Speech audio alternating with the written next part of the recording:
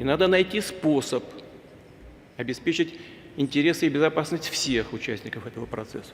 И Украины, и европейских стран, и России. Но только это возможно сделать при серьезном, вдумчивом отношении к предложенным нами документам. Я надеюсь, что этот диалог будет продолжен. Вот, мы договорились вчера и с президентом Франции, что он тоже, может быть, приедет в ближайшее время в Москву. Мы обсудим эти проблемы и с ним.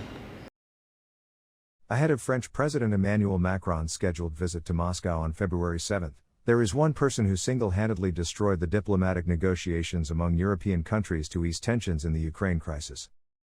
On February 6th, U.S. National Security Advisor Jake Sullivan appeared in a series of major media outlets on his own, rather than having a single press conference reported by the media, and strongly emphasized the possibility of a Russian invasion of Ukraine. Joining me now is the National Security Advisor to President Biden, Jake Sullivan. Jake, welcome back to Meet the Press. Thanks for having me. Let me start with this warning that you guys gave to lawmakers that has now come out, and that is the intensity of the Russian military buildup, what they have there. You heard Richard's report. Many Ukrainian leaders now see that this appears to be an even bigger threat than they determined.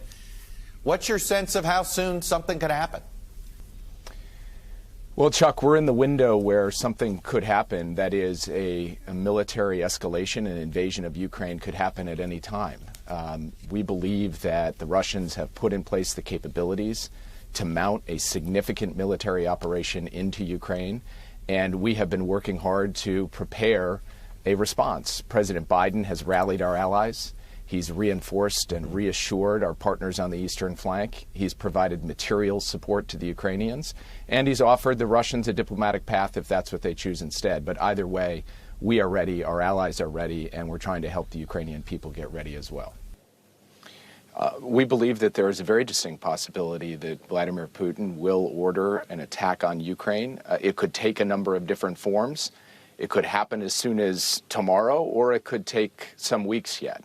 He has put himself in a position with military deployments to be able to act aggressively against Ukraine at any time now, and we are working hard to rally our allies, to provide material support to the Ukrainians, to reinforce our eastern allies, in particular Poland and Romania and the Baltic states, and at the same time to send a clear message to Russia that we are prepared to walk the diplomatic path to address our mutual security concerns if they're prepared to do so. Either way, Martha, we are ready. If they choose to go down the path of escalation instead, it will come at enormous human cost to Ukrainians, but it will also, we believe, over time, come at real strategic cost to Vladimir Putin.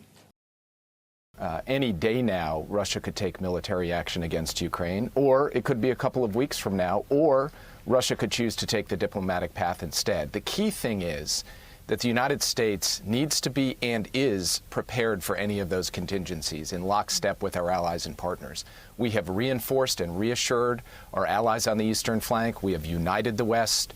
We have provided material support to Ukraine, all at President Biden's direction. And we have also offered Russia a diplomatic path if they choose to take it. If war breaks out, it will come at an enormous human cost to Ukraine, but we believe that based on our preparations and our response, it will come at a strategic cost to Russia as well. Yes, I mean, that's what we're learning. According to Chairman of Joint Chiefs, Mark Milley, they're saying that Kiev could fall within 72 hours if there is an invasion, that 50,000 people could be killed. What do you think is the likelihood that there's a surprising quick fall of Kiev? Look, my job here is not to predict what exactly will happen day to day. It is to prepare for any contingency, including a contingency where Russian forces drive on the Ukrainian capital. We are working hard with our allies and partners on that. We are providing, as I said before, material support to the Ukrainians and trying to get them to make sure they are in the best position possible to defend themselves. So the Russians have a lot of options available to them, but of course, we have options available to us in terms of the swift and severe economic consequences that we can impose, the ways in which we can strengthen and fortify our presence on NATO territory and NATO countries, and of course, the global diplomatic isolation that Russia would face should it choose to proceed. The leaders of France and Russia sought to settle their differences over the gravest threat to European security in decades. Socially distanced, geopolitically poles apart. There are some areas of convergence between Russia and France. You yourself have started talks with NATO and America, and in the next few weeks we'll be able to have concrete discussions to build on these discussions for peace and security. The French president came to the Kremlin after consultations with allies and left without the historic solution that he was after. In Washington, Germany's new Chancellor Olaf Scholz paid his first visit to the White House, a warmer affair than the scene in Moscow, and a chance for the US president to dispel any concerns over German resolve. French President Emmanuel Macron arrives at the Mariinsky Palace in Kiev for talks with his Ukrainian counterpart Volodymyr Zelensky. During a week of intense Western diplomacy amid a major Russian military buildup on its southwestern frontier, that has raised fears it could soon march into Ukraine. Je crois pour ma part qu'il y a des solutions concrètes, pratiques, qui nous permettront d'avancer. Nous avons eu l'occasion de l'évoquer ensemble. J'ai eu l'occasion de l'évoquer également avec le président Poutine, comme je l'ai fait avec mes partenaires européens et plusieurs de nos alliés. French President Emmanuel Macron said the leaders of both Russia and Ukraine had committed to honoring the Minsk Accords.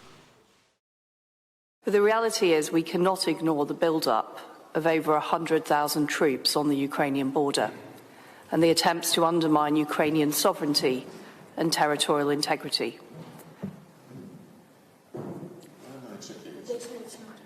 Fundamentally, a war in Ukraine would be disastrous for the Russian and Ukrainian people and for European security. And together, NATO has made it clear that any incursion into Ukraine would have massive consequences and carry severe costs. There is an alternative route, a diplomatic route that avoids conflict and bloodshed. And as you say, this would enable us to build ties. This morning I visited the Moscow State University and saw the excellent Russian mathematicians in action. As fellow permanent members of the Security Council, I am here to urge Russia to take that path.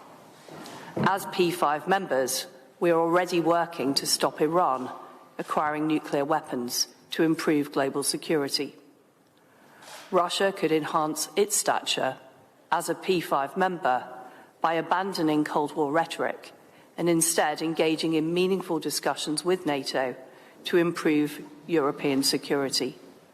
But these discussions must respect the sovereignty and territorial integrity of Ukraine, as Russia freely signed up to in the 1994 Budapest Memorandum. If these principles are respected, I believe that in today's talks we can make progress to strengthen security for all.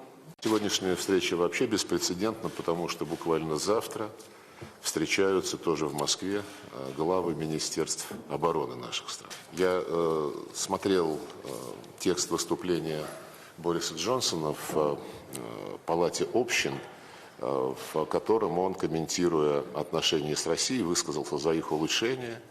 И затем канцелярия Бориса Джонсона объявила о том, что вы и ваш коллега, министр обороны, поедете в Россию с целью эти отношения улучшать. Ну, по крайней мере, так было объявлено. Я не знаю, как на самом деле. Если это действительно задача наших британских коллег, то мы, разумеется, ответим взаимностью, потому что нас не могут удовлетворить отношения, которые находятся, наверное, на самой низкой отметке за последние многие годы. Ukrainian and Russian officials met in the German capital for talks on ending the conflict in eastern Ukraine. But nearly 9 hours of talks on Thursday failed to produce a breakthrough on signing a joint document. However, both sides agreed to keep talking. Talks with French and German officials aimed at ending an 8-year separatist conflict in eastern Ukraine. But the lack of progress marked a setback for efforts to defuse the crisis. The conflict in Donetsk and Luhansk regions simmers on despite a notional ceasefire. Russian Foreign Minister Sergei Lavrov accused Ukraine of trying to rewrite the 2015 agreement, also accusing Kiev of cherry-picking only the elements most advantageous to it. Ukraine says it is committed to the accord. Ukraine rejects Moscow's assertion that it has nothing to do with the conflict. Kiev said Russia has forces inside Ukraine fighting alongside its separatists. This is a dangerous moment for European security. The number of Russian forces is going up. The warning time for a possible attack is going down.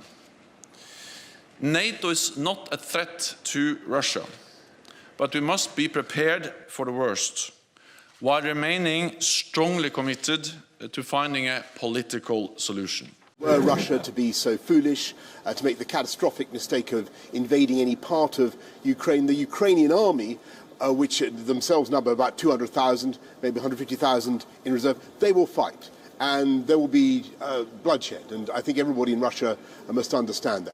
And I asked about the tense standoff with Russia over Ukraine. What are your plans toward American citizens who are in Ukraine and might be there during an invasion?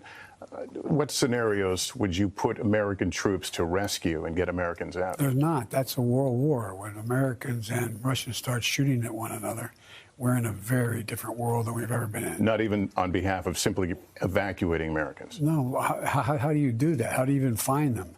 This is not like, I'm hoping that if in fact he's foolish enough to go in, he's smart enough not to in fact do anything that would negatively impact on American citizens. Have you told him that? Yes. So far, none of the heads of state have abandoned the possibility of diplomatic negotiations. Even Biden acknowledges the intelligence of President Putin.